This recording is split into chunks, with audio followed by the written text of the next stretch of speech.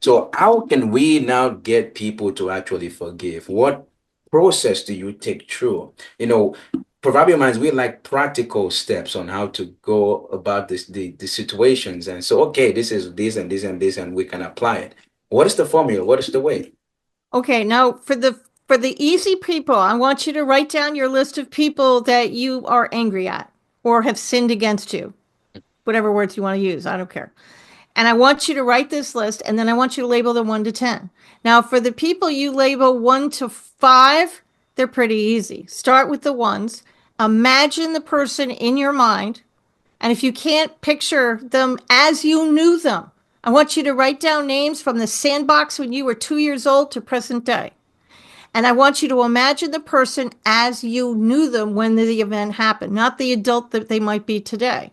And if you can't imagine them, put a chair in front of you, put a chair in front of your bed or your sofa or wherever you're sitting, and imagine that they're the chair. A lot of people do that. If you can't do that, put a picture, write their name in the chair, something. And then I want you to get it out. I want you to turn off your phone. There's a magic button on your phone. It's called the off button, and you could use it. You can actually turn your phone off. I actually said this to a woman last year sometime, and the color drained from her face. And she said, "Oh no, I can't turn it off." If you can't turn it off, there's a mute button. And you can even turn the ringer off and then turn it back on again. This is all to say, I want kids, animals, I want you to just be alone for maybe 15 minutes, right? I just don't want you to be disturbed, right? So I want you to imagine they're standing in front of you and then say anything you like. You're alone. You don't have to contact them. This is not like Alcoholics Anonymous. And I've been sober now for 35 years. So, we are taught in recovery to make amends and reach out to people. Mhm. Okay, your girl here was raised shy, and I'm now an extroverted introvert. But back 35 years ago, I wasn't going to talk to anybody. I call somebody who might yell at me. No, but my system is such that you don't have to reach out and talk to them. You don't even have to tell them that you've done it. I don't care about them. I care about you. So it's a one-way conversation. You could say anything you want to this person, and then you say a very simple forgiveness mantra that I have in the book. Very simple. You don't have to burn incense unless that's what you're into. You don't have to hold any crystals or anything unless you want to. I mean, whatever you want to do. And it's a very simple thing. I completely forgive Catherine. I forgive the energy around Catherine. I forgive myself, the energy around myself. I completely forgive the entire situation. And my friend, that's it. Once you say that, and I want you to say it with your hand in your heart, and at the end you say Amen. And then I want you to check in with your body. Are you still angry? Are they still a number 3? Or did it go down to a 2? Or is it gone? Are you just thinking, I'm not angry anymore? Perfect. That's what I want. Right. A friend of mine did this, and she did it on somebody she labeled a 3, and it jumped up to a 7.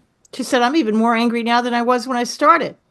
The brain is a brilliant, phenomenal tool, and it protects you.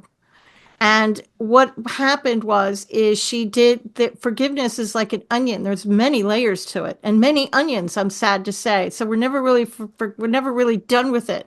Mhm. But there's many layers, which why this is a marathon, not a sprint. And Right. she forgave that first layer, and the back corners of her mind, those back closets that are padlocked shut, the brain was like, "Oh wow, Catherine's ready now. Let me open this closet," and all those memories you didn't remember flood out, and now you're Right. you're even more mad than when you started. But I can promise you that if you work on this every night, you will slowly be able to whittle down the list. Now let's talk about the unforgivable. I believe, and most people agree with me, that there are certain people and situations that are unforgivable. I think Jesus was able to forgive these people. He was a magical human being. I'm not convinced that humans can forgive the darkest of the darkest of the darkest of acts. That being said, you don't have to forgive the unforgivable. Stay with me. Don't log off yet. Because there's other things that you can forgive before you get to that actual person. So I want you to work at picking at the memory. And if you our memories are triggered by things that we see, buildings, by smells. We walk into a bake shop and we remember our grandmother because of the smell of the pie. So I want you to pick at that dark, unforgivable memory, whatever it is. And I want you to pick out the pieces. Let's say your Aunt Martha said something horrible to you and was verbally abusive at a Thanksgiving years ago. I don't have an Aunt Martha, so this is a safe name for Katharine to use. Okay. So, and you have to go to Thanksgiving or Christmas with Aunt Martha. What do? I want you to pick apart the memory before you get there, preferably a month before. I want you to forgive the table, the chair, the people around that didn't do anything and just stared at you. Forgive all of those people. For you can forgive everybody but Aunt Martha. Forgive yourself for anything you may or may not have done. And that's going to be just enough that will get you through that Thanksgiving dinner because you're not going to be as angry anymore. Did you forgive Aunt Martha? Eventually, you will be able to forgive Aunt Martha, but it may take a while. I had a bunch of number 10s. You're not going to get a number 10 level person down to a 1 in one passing. It's going to take a minute.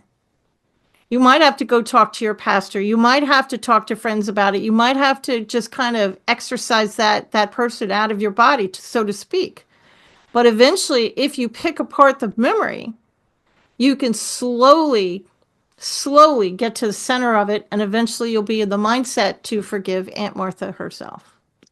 But please don't start with Aunt Martha. Start with the easy ones. The person on I-95 who cut you out, the person who tripped you in the hall when you were a kid. Start with the easy ones and slowly work your way up.